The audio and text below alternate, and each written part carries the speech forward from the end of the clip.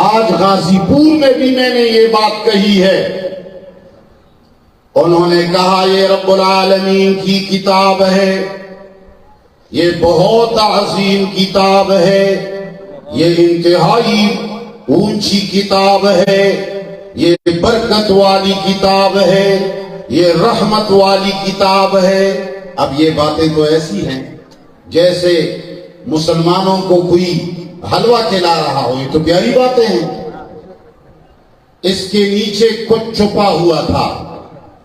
انہوں نے قرآن پاک کو اٹھا کر سینے سے لگانا شروع کیا، چومنا شروع کیا، سروں پہ رکھنا شروع کیا، اور لوگوں سے کہا یہ اتنی برکت والی کتاب ہے، اگر آپ اس کی ایک آیت کو پڑھو گے تو اتنا اتنا ثواب ملے گا، اس کا ورد کرو گے تو اتنا ثواب ملے گا، اس کو لکھ کر کے کسی کے گلے میں ڈالو گے تو شیطان قریب نہیں آئے گا۔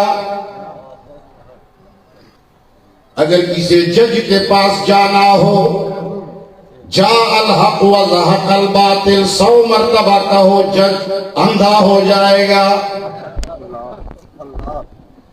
اب وہ قرآن جو عمل والا، عمل کی کتاب ہوتی تھی، اس کو دنیا پرستی کی کتاب بنا دی۔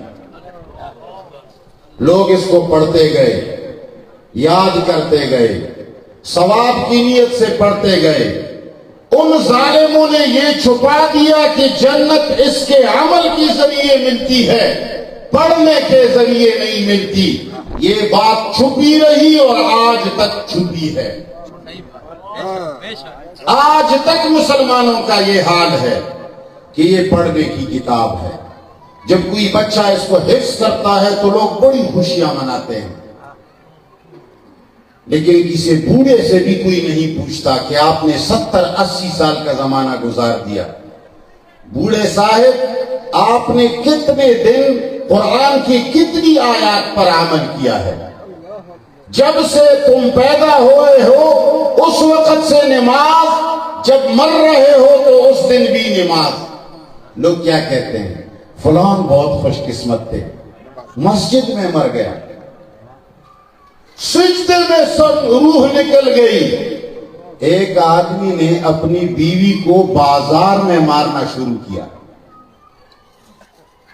میری باتیں تو سمجھ رہے ہو نا؟ بازار میں، شہر میں اس نے اس کو مارنا شروع کیا تو کسی ہوشیار بندے دوست نے کہا کہ خدا کے بندے بازار میں نہیں مارتے، گھر میں کہیں جا کے مارو۔ اس نے کہا گھر میں اس کو پاؤں تو صحیح نا، یہ تو روزانہ بازاروں میں ہوتی ہے، تو اس کو مارنا بھی بازار میں ہے۔ جب یہ گھر میں ہوتی نہیں ہے تو کیسے گھر میں اس کو ماروں؟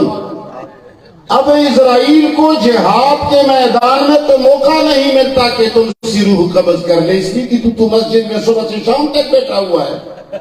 تمہیں مارے گا تو کہاں مارے گا؟ مسجد ہی کے اندر تو تمہیں مارے گا۔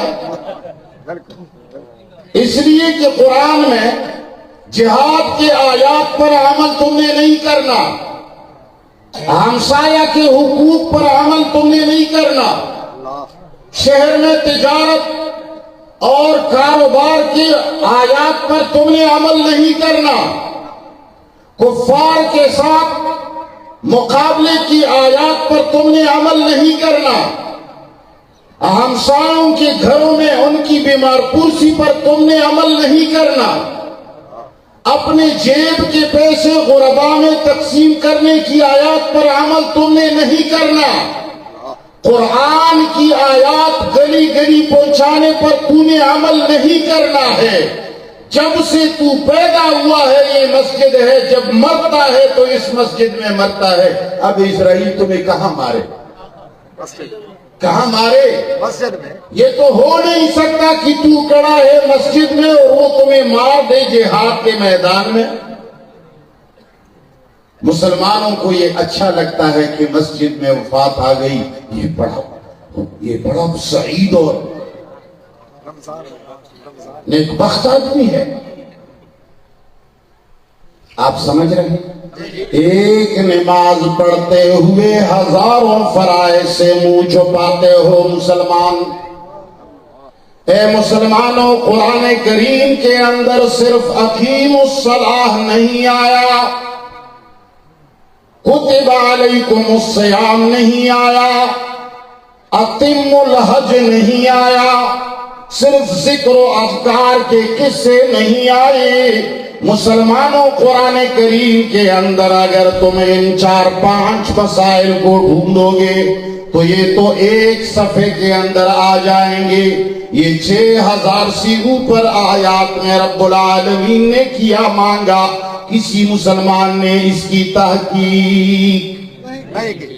ان یہود اور نصارہ کے چیلے جب عمر فاروق کے زمانے میں ایران فتح ہوا تو اصحاب جبہ اور دستار لگے رہے، قرآن کریم کی تعریفیں شروع کی۔ جب ایک آیت پڑھو گے تو اتنا ثواب ملے گا، جب 2 آیتیں پڑھو گے تو اتنا ثواب ملے گا۔